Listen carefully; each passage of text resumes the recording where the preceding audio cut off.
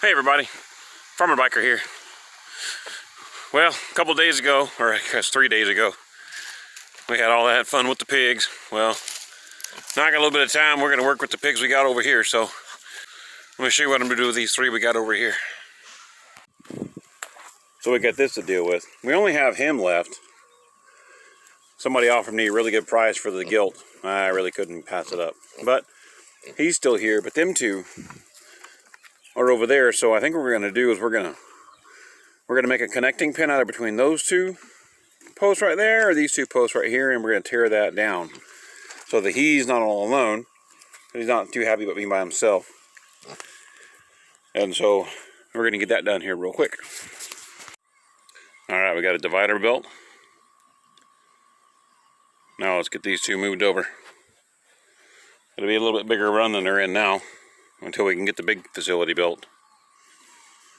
But it moves them over and it gives us more room to work. Alright, we got Walter in. It's actually easier than I thought. I was thinking I might have to lift him over, but I just cut everything along this side right here. Zipped these panels here together. Kind of made a little walk by. And as soon as he saw the hole, he was like, "Hey, what you doing there, man?" Stuck his nose in there, and I just stuck my knee up, kind of up his butt, and he just pushed his way through. And there he goes. It's like cattle, man. Wherever their head goes, they kind of go. Usually. Unless they're scared, like cows. Pretty simple. Now he's over here, rolling around in the new stuff. Got himself a mud hole made. Well, actually, it's sunk in pretty good. I filled it full of water, but it's all gone now. But, got his water. Now it's time for Spots. We'll get her moved over. Well, we got her moved over. She was more difficult than Walter. She didn't want to go. But had to use that board right there to push her through the hole. But we got her in.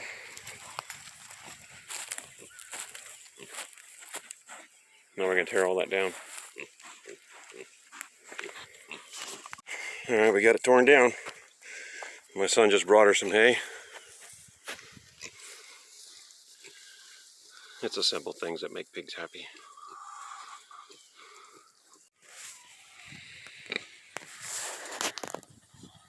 Afternoon nap time.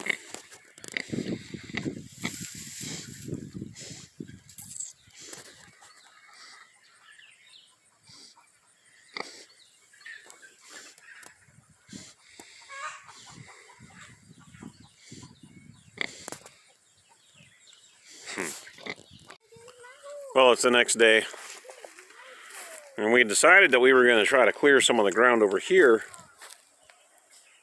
but as soon as we got after clearing, we actually wrapped the chain around. There's heavy vines in here that look like that. Those are, they call them Florida grapes, but there's actually no grapes. They're just a very invasive vine that just grows over everything and chokes everything out. Well, he wrapped the chain up underneath and then pulled it out. Pulled out there and pulled out there and pulled a couple of palmettos out. And then we disturbed a wasp nest, I guess, because they come out in force. And I got stung, Mama got stung, one of the kids got stung, and we just ran off. Come out about 2 hours later and they were still pissed off. So I was like, it was getting close to dark. I was like, that's it. We're not working anymore. We'll come back out tomorrow when they've calmed down. But yeah, I guess we'll try next weekend. They were pretty well PO'd there for quite a while. But this is all going to be, we got to get all this out of here because this is all going to be grapes and raspberries and blueberries and a perennial area between the barn there and then the house is over there, and we're going to have a whole bunch of rows all built in here. It's going to be pretty cool. A lot of fruit grow every year. Well, let me show you what the corn's been doing. All right, so it's been 4 days since I put the compost tea on. I don't know if you can see the difference in size and color, but this stuff here is like a dark, rich green.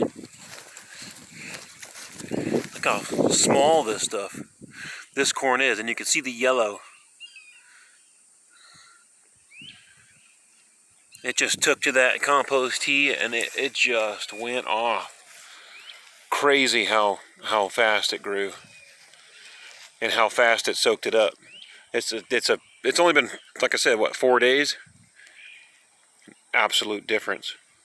A huge difference. So I think my experiment's over because I'm just going to do the rest of the garden. Otherwise, we'll end up with a half a crop. And I want to do the rest of it too, so we have a full crop on the whole garden. What I think I'm going to do here in the next couple weeks is figure out how to make a compost tea setup. I'll make a video on that.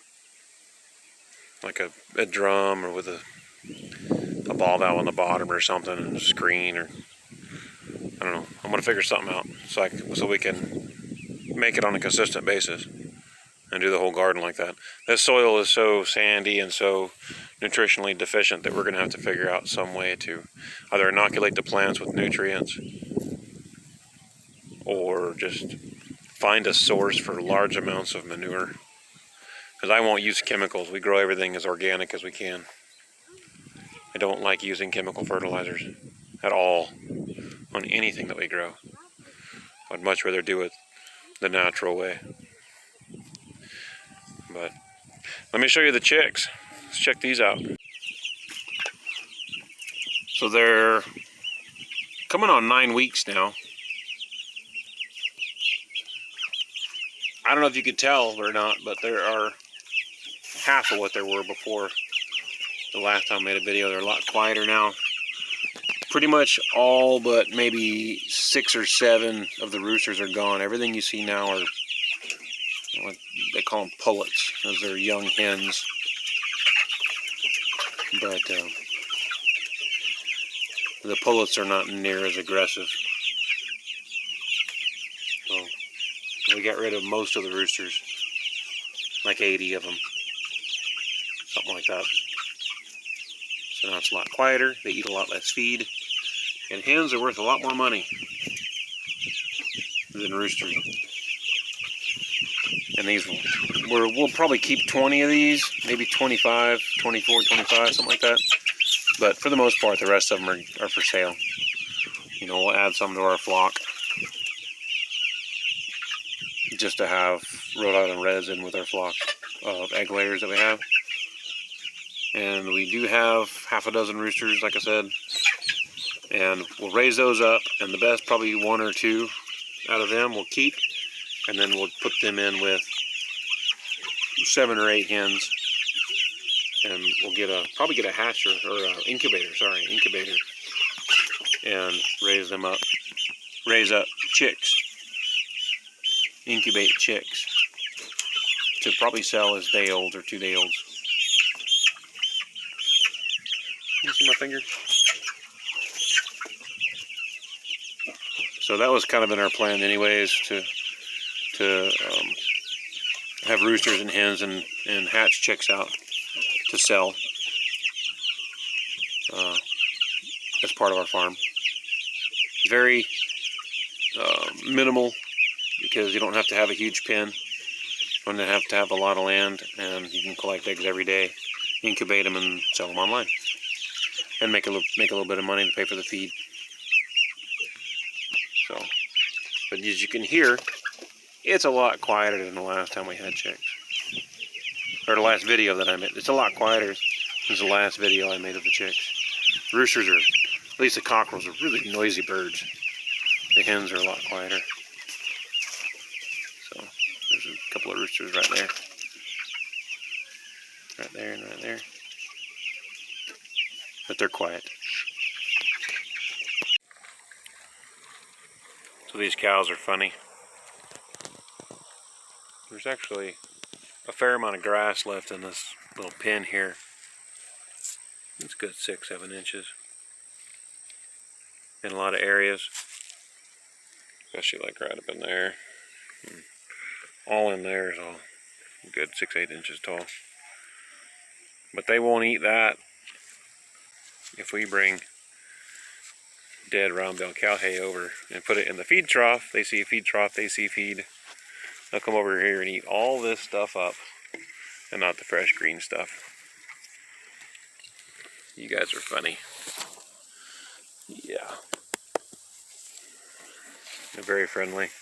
That's Holsteins for you. When you bottle feed babies, they have no fear of people. And they're always after you for food. But they're just chowing down.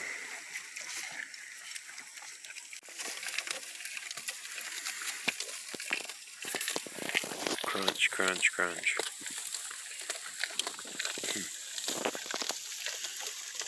But that's one of the coolest parts of having a farm. I like animals. I just always have. And even though I work every day, when I come home, I got my pigs and the rabbits and the cows.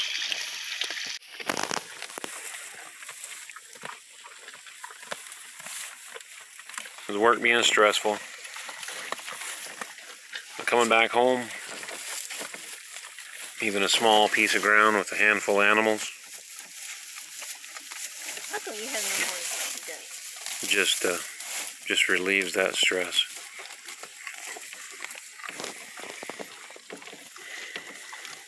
Very relaxing.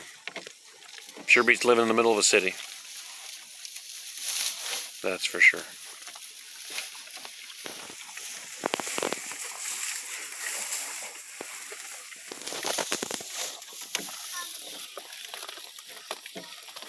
Thanks for watching, y'all.